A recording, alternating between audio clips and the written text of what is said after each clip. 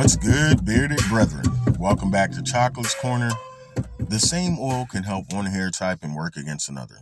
Not because the chemistry is bad, because it's for the wrong texture. Today, we're going to look at two things that determine whether an oil helps or hurts your beard. And by the end, you'll have a framework you can apply to any oil.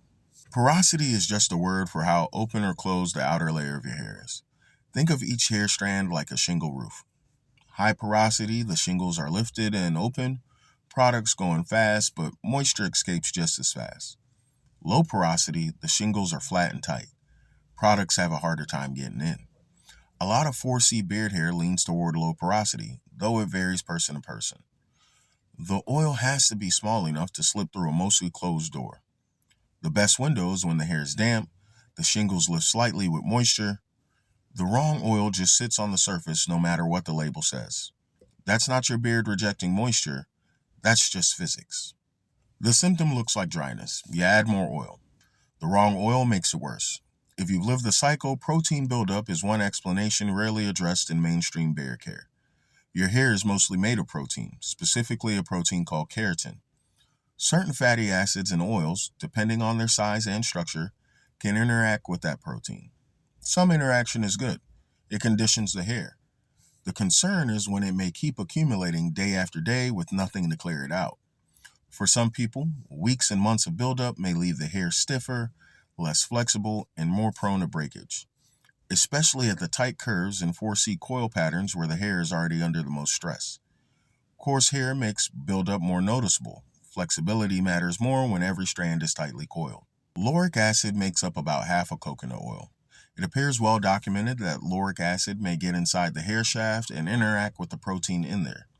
For fine to medium hair washed out after use, that delivers real conditioning. That's what the washout research supports. So if the research says it works, why is your beard getting stiffer?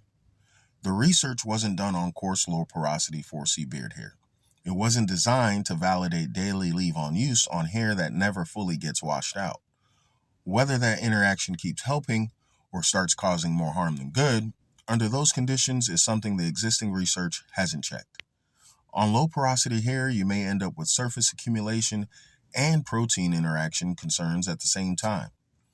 That might be why some guys end up with both problems from the same oil: stiffness and a greasy coating.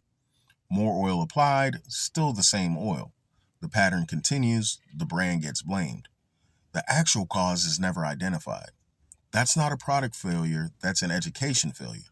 Here's what buildup looks like as it's happening: progressive stiffness over weeks, breakage that wasn't there when you started, a moisturizing routine that stops responding. Friday, the full checklist, scored against the standard. Surface coating looks different: oily or greasy feeling right after applying. Water beads off your beard instead of absorbing. Dull appearance that doesn't go away. Two separate problems, two different fixes.